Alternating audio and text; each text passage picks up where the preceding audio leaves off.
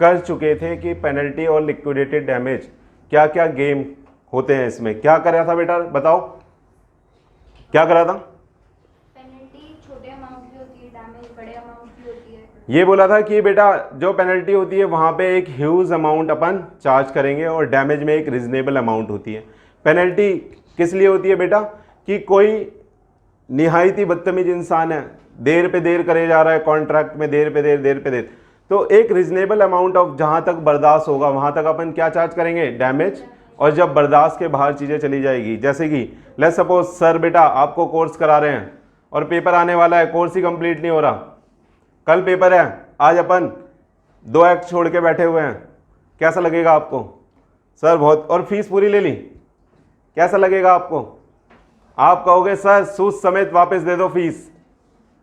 क्या उससे काम चल जाएगा? नहीं। आप बेटा मार्केट में जाके ये भी बोलोगे सर बहुत गंदे हैं, तो ये मेरे लिए पेनल्टी हो गई, बैड पब्लिसिटी पेनल्टी हो गई एक तरह की, अगर मैं गलत काम कर रहा हूँ। तो बेटा आप इसे मनी के टर्म में भी समझ सकते हो, जैसे कि कंस्ट्रक्शन कॉन्ट्रैक्ट होते हैं, अगर एक लिमिट तक, यानी आपने 5 दिन का, लेट्स सपोज आपने 5 दिन का क्या करा? डिले करा, डन। तो उसमें बेटा वो कहेगा चलो यहाँ तक हम डैमेज से काम चला लेंगे, लेकिन आपने बेटा अगर 2 महीने से ज़्यादा का डिले करा तो आपके ऊपर ये पेनल्टी लग जाएगी। आ रहा है समझ में? डिफरेंस समझ में आ रहा है डैमेज और पेनल्टी में? पक्का आएगा पेपर में, लिख के ले लो, क्या डिफरेंस पक्का आएगा। ठीक है, चलो आ जाओ पढ़ते हैं। पेनल्टी और लिक्विडेटेड डैमेज बोलना है बेटा, इंग्लिश लॉ और इंडियन लॉ दोनों में बेटा इसकी अलग अलग इंटरप्रिटेशन है। इंग्लिश लॉ में क्या बोलता है? कि जो सम फिक्स्ड होता है वो डैमेज होता है, और जो बाय कोड फिक्स्ड होता है वो पेनल्टी होती है। यानी जो इंग्लिश लॉ है वो बेटा पेनल्टी और डैमेज को अलग अलग इंटरप्रिटेशन देता है। क्या देता है? अलग अलग इंटरप्रिटेशन देता है कि पेनल्टी अलग है और डैमेज अलग है। यानी वो ये कहता है कि अगर आप बेटा फिक्स कर लो तो आप डैमेज भी फिक्स कर सकते हो और पेनल्टी भी फिक्स कर सकते हो। आ रहा है? लेकिन इंडियन लॉ क्या बोलता है देख लो। इंडियन लॉ बोलता है बेटा आप कभी भी एक्स्ट्रा अमाउंट चार्ज नहीं करोगे, आप एक रिजनेबल अमाउंट ही चार्ज करोगे, चाहे आप नाम उसका कुछ भी रख लो, या तो डैमेज रख लो या पेनल्टी रख लो, जो नाम रखोगे हम उससे उसको बुला लेंगे, but it should be reasonable. आ रहा है? पक्का? एक बार बुक से देख लेते हैं, रीड कर लेते हैं क्या आ रहा है। चलो अंजलि दीदी पढ़ना। The parties to a contract may provide beforehand the amount of compensation payable in case of failure to perform the contract. In such cases, the question arises whether the court will accept this figure as the measure of damage. English law. According to English law, the sum so fixed in the contract may be interpreted either as liquidated damages or as penalty. नीचे आ जाएंगे। If the sum fixed in the contract represents a genuine pre-estimate by the parties of the loss which would be caused by a future breach of contract, it is liquidated damages. It is an assessment of the amount which, in the opinion of the parties, will compensate for the breach. Such a clause is effective and the amount is recoverable. But where the sum fixed in the contract is unreasonable and is used to force the other party to perform the contract, it is penalty. Such a clause is disregarded and the injured party cannot recover more than the actual loss. आ गया? पक्का? चल सकते हैं? चलो आगे आ जाओ, Indian law में पढ़ लो दीदी। Indian law makes no distinction between penalty and ये कह रहा है भैया हमने कोई अंतर नहीं रखा किसमें, पेनल्टी और लिक्विडेटेड डैमेज में। जो आपने फिक्स कर दिया उसे ईदर आप लिक्विडेटेड डैमेज बोल लो या फिर पेनल्टी बोल लो। चलो The courts in India award only a reasonable compensation not exceeding the amount so mentioned in the contract. Section 74 of the Contract Act lays down if the parties have fixed what the damages will be, the courts will never allow more, but the court may allow less. A decree is to be passed only for reasonable compensation not exceeding the sum named by the parties. Thus, Section 74 entitles a person complaining of breach of contract to get reasonable compensation and does not entitle him to realize anything by way of penalty. आ गया समझ में? क्या बोल रहा है बेटा? अपन ने यहाँ पे कोई भी डिफरेंस नहीं करा। अगर आप कोई भी डिले करते हो तो आपसे या तो हम डैमेज चार्ज करेंगे या फिर पेनल्टी, लेकिन वो रिजनेबल होना चाहिए। आ रहा है? नाम आप उसका कुछ भी रख सकते हो। चलो आ जाओ एक्सेप्शन देख लो, लेकिन इसकी इंडियन लॉ में एक्सेप्शन दी गई है, कहाँ कहाँ देख लो। अगर आपको ये लिखा हुआ है, अगर आपको कोई स्टेट गवर्नमेंट या सेंट्रल गवर्नमेंट का काम मिलता है तो आपसे पूरी की पूरी अमाउंट चार्ज करी जा सकती है अगर आप उसमें कुछ झोल कर रहे हो तो। आ रहा है समझ में? पढ़ लो एक बार, यही लिखा है देखो। Any person gives any bond to the central or state government for the performance of any public duty or act in which the public are interested, on breach of the condition of any such instrument, he shall be liable to pay the whole sum mentioned therein. आ गया? यानी वहां पे unreasonable पैसा भी देना पड़ जाएगा, क्योंकि वहां पे किसका इंटरेस्ट इन्वॉल्व हो रहा है? पब्लिक का। पब्लिक के साथ आप अगर तमाशा करोगे तो ये पब्लिक है बेटा, सब जानती है, चार्ज कर लेगी आपसे। आ रहा है समझ में? पब्लिक का पैसा है। चले चलो एग्जाम्पल पढ़ लीजिए। A contract with B that if A practises as a surgeon in Kolkata he will pay B कितना? 50,000। A practice as a surgeon at Kolkata, B is entitled to such compensation not exceeding 50,000 as the court consider reasonable. यानी उन्होंने पहले ही fix कर लिया कि अगर मैं यहाँ पे प्रैक्टिस करूंगा तो एज ए डैमेज आपको 50,000 रुपया दे दूंगा। कुछ बात रही होगी आपस में, उसने बोला होगा कि आप नहीं कर सकते, अगर करोगे तो 50,000 रुपये मैं चार्ज कर लूंगा। तो अगर करेगा तो 50,000 का ही कोर्ट ऑर्डर देगा। समझ में आ रहा है? जितना उन्होंने फिक्स करा था उससे ऊपर नहीं, क्योंकि प्री फिक्स्ड है। डन। देखिए दूसरा एग्जाम्पल पढ़िए दीदी। A borrows rupees 10,000 from B and gives him a bond for rupees 20,000 payable by 5 yearly installments of rupees 4,000 with a stipulation that in default of payment the whole shall become due. This is a stipulation by way of penalty. आ गया? यहाँ पे क्योंकि unreasonable ज़्यादा amount है, अरे 10 उधार लिए थे 20 दे रहा है बदले में, और कह रहा है अगर कोई भी डिफॉल्ट करा तब पूरा अमाउंट दे दूंगा, तो यहाँ पे इसको हम पेनल्टी की तरह कंसिडर कर लेंगे। चलिए एक और एग्जांपल देखिए। A undertakes to repay B a loan of rupees 10,000 by 5 equal monthly installments with a stipulation that in default of payment of any installment the whole shall become due. This stipulation is not by way of penalty and the contract may be enforced according to its terms. सही है? यहाँ पे 20,000 का promise नहीं करा, ऊपर वाले में कह रहा था कि अगर 10 का ड्यू है और अगर कोई भी डिफॉल्ट करा तो कितना पे करेंगे? 20, लेकिन यहाँ पे 10, तो ऊपर वाले को मान लिया जाएगा कि ये पेनल्टी है और ये नीचे वाला रीजनेबल है, इसलिए ये डैमेज है। आ रहा है? चलिए अब डिफरेंस देख लीजिए, ये बहुत इंपॉर्टेंट है, मोस्ट इंपॉर्टेंट लगा लीजिएगा, इसके ऊपर मोस्ट इंपॉर्टेंट लगा लीजिएगा मेरे बच्चों।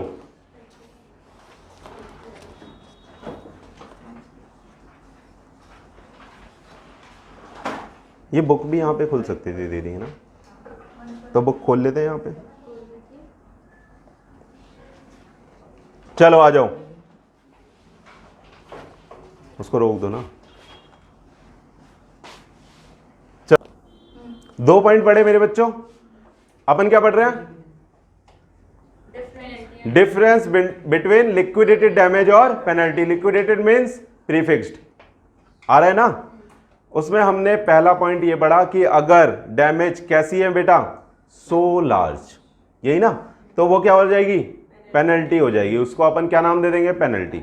दूसरा, अगर हमने बेटा एक बोला था कि भैया 5 दिन तक का डिफॉल्ट है तो आपको 1 लाख रुपया देना पड़ेगा, लेकिन आपने अगर 2 महीने तक डिफॉल्ट को कंटिन्यू करा तो आपको 10 लाख रुपए देने पड़ेंगे। तो लेटर सम इज पेनल्टी, यानी when the default is continue, तो जो बाद वाला जो अपन चार्ज करेंगे वो क्या हो जाएगा?